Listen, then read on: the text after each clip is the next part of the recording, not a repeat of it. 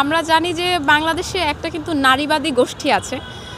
প্রথমে বলি যারা আসলে নারীবাদী না, যারা আসলে পুরুষবাদী। কারণ তারা নিজেদের পোশাক-আশাকের মাধ্যমে, নিজেদের বিভিন্ন বয়ানের মাধ্যমে নিজেকে পুরুষ হিসেবে প্রমাণিত করতে চায়। তারা নারী ও পুরুষের সব জায়গায় সমান অধিকার করতে চায়। এটা আসলে সমান অধিকার না, নিজেদেরকে পুরুষ হিসেবে পরিচয় দেওয়ার মতো একটা হাস্যকর বিষয়। তো পরবর্তীতে আমি বলতে চাই যে জামায়াতের নির্বাচনের আগে, কিছুদিন আগে একটা পোস্ট হয়েছিল আমরা জানি।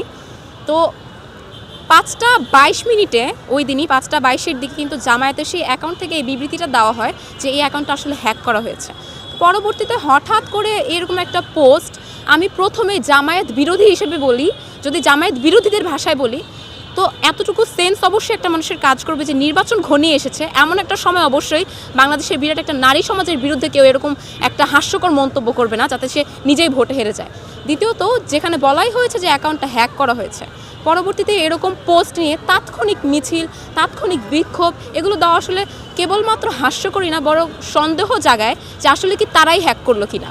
তো যেই নারীবাদীরা যখন নারীদেরকে ধর্ষণ করা হয়, যখন আওয়ামী লীগের নেতাকর্মীরা নারীদেরকে ধর্ষণ করে, নির্যাতন করে, নারীদের মান সম্মান ইজ্জত হানি করে, তখন তারা কোনো কথা বলে না। কিন্তু জামায়াতের একটা পোস্টের ভিত্তিতে, একটা ফেক হওয়া অ্যাকাউন্টের একটা পোস্টের ভিত্তিতে তারা ঝাড়ু মিছিল নিয়ে নেমে আসে।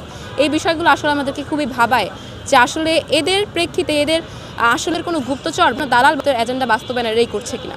কারণ সচেতনতাই যদি হতো তাহলে জামায়াত বিএনপি তারা চোখে দেখতো না। যারাই নারীদের বিরুদ্ধে কথা বলতো, যারাই নারীদেরকে হ্যারাসের শিকার করতো, তাদের বিরুদ্ধে কিন্তু তারা দাঁড়াতো। কিন্তু না, তারা কেবলমাত্র একটা গোষ্ঠীকে হুমকির মুখে ফেলার জন্য, বিতর্কিত করার জন্যই তারা সবসময় দাঁড়ায়। তাই আমরা মনে করি বাংলাদেশের জন্য, বাংলাদেশের সুষ্ঠু রাজনৈতিক ধারাবাহিকতা বজায় রাখার জন্য এই সকল ব্যক্তিরা, এই সকল গোষ্ঠীরা আসলে আমাদের জন্য হুমকির স্বরূপ এবং তাদেরকে আইনের আওতায় আনা দরকার।